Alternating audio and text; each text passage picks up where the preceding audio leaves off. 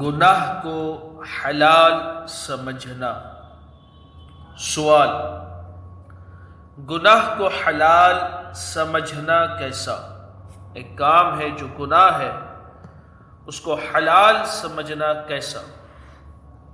جواب: کسی بھی صغیرہ، اگرچہ وہ گناہ چھوٹا ہی کیوں نہ ہو، کسی بھی صغیرہ یا کبیرہ گناہ کو حلال سمجھنا کفر ہے،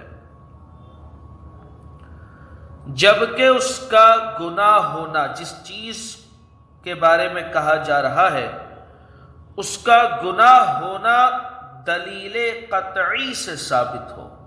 یہ چیز گناہ ہے، یہ بات دلیل قطعی سے ثابت ہو، یعنی کلام پاک سے ثابت ہو، کلام پاک میں اس چیز سے منع کیا گیا ہو، کلام پاک میں بتایا گیا ہو۔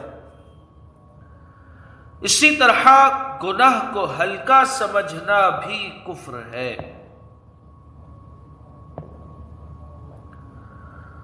پھر انہوں نے ایک سوال کرے، جواب میں آپ نے دلیل قطعی کا لفظ لکھا ہے، تو یہ دلیل قطعی کیا چیز ہے؟ دلیل قطعی کسے کہتے ہیں؟ اسی طرح کہیں نص قطعی لکھا ہوتا ہے، اس سے کیا مراد ہے؟ اس کا کیا معنی ہے؟ مہربانی کر کے ان کے معنی بیان کر دیجئے۔ جواب: دلیل قطعی اور نص قطعی دونوں ایک ہی چیز ہے۔ نص قطعی یعنی دلیل قطعی سے مراد قرآن پاک کی آیت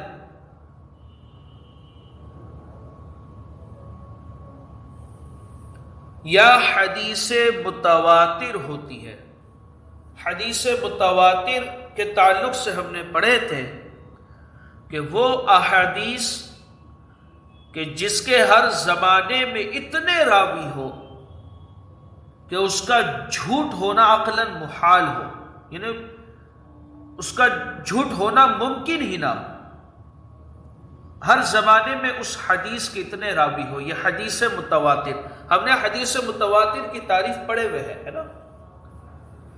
تو دلیل قطعی سے مراد یہ ہے کہ یا تو کلام پاک کی آیت ہو، کلام پاک میں اس کا بیان ہو، یا تو حدیث متواتر ہو۔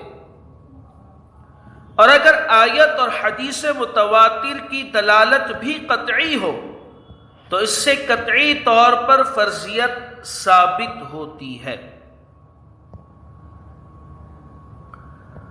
گناہ کر کے توبہ کرنا اللہ کی سنت ہے، کہنا کیسا؟ سوال: زید نے کہا گناہ کر کے توبہ کرنا خود اللہ عز و جل کی سنت ہے، کیا ایسا کہنا کفر نہیں؟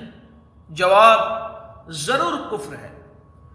اس قول بدتر از بول کا ظاہر واضح مفہوم رب کائنات عز و جل کے لیے گناہ اور توبہ کا اس بات یعنی اقرار ہے۔ معاذ اللہ، اس جملے میں یہ کہا جا رہا ہے کہ معاذ اللہ، اللہ عز و جل گناہ کر سکتا ہے، معاذ اللہ، اللہ کی پناہ، تو یہ تو کفریہ جملہ ہے نا۔ اور اللہ المبین عز و جل کی سخت ترین توہین ہے اس جملے میں، اور یہ صریح کفر ہے، کہنے والا اسلام سے خارج ہو گیا۔ گناہ کو اچھا جاننا کیسا؟ سوال: گناہ کو اچھا جاننا کیسا؟ جواب: صدر الشریعہ بدر الطریقہ مفتی محمد امجد علی اعظمی علیہ رحمت اللہ کبیر ارشاد فرماتے ہیں، جو شخص معصیت یعنی اللہ اور رسول کی نافرمانی کرے اس کو اچھا بتانا، یعنی اس شخص کو اچھا بتانا کہ یہ اچھا شخص ہے،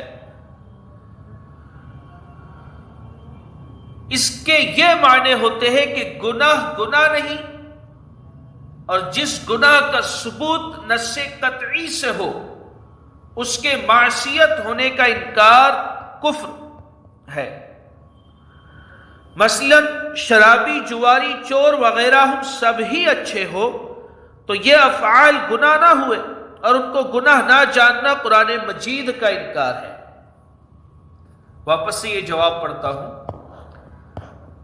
جو شخص معصیت یعنی اللہ اور رسول کی نافرمانی کرے، جو شخص اللہ اور رسول کا نافرمان ہو، اس کو اچھا بتانا کہ یہ شخص اچھا ہے۔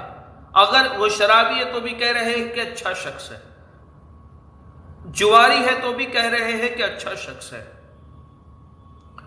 تو جو شخص اللہ اور رسول کا نافرمان ہو، اس کو اچھا بتانا، اس کے یہ معنی ہوتے ہیں کہ گناہ کو گناہ نہیں، اور جس گناہ کا ثبوت نص قطعی سے ہو، اس کے معصیت ہونے کا انکار کفر ہے، یعنی گناہ کو وہ گناہ نہیں مان رہا۔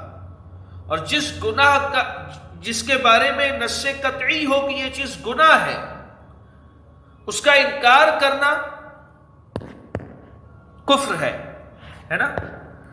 تو مثلا شرابی، جواری، چور وغیرہ ہم سب ہی اچھے ہو تو یہ افعال گناہ نہ ہوئے۔ اس کا یہ مطلب ہوا نا کہ شرابی اگر اچھا ہے تو مطلب شراب پینا گناہ نہ ہوا، جواری اچھا ہے تو کیا جوا کھیلنا گناہ نہ ہوا؟ تو شرابی، جواری وغیرہ ہم سب ہی اچھے ہو تو یہ افعال گناہ نہ ہوئے، اور ان کو گناہ نہ جاننا قرآن مجید کا انکار ہے۔ تو جو شخص گنہگار ہو، گناہ کبیرہ کرتا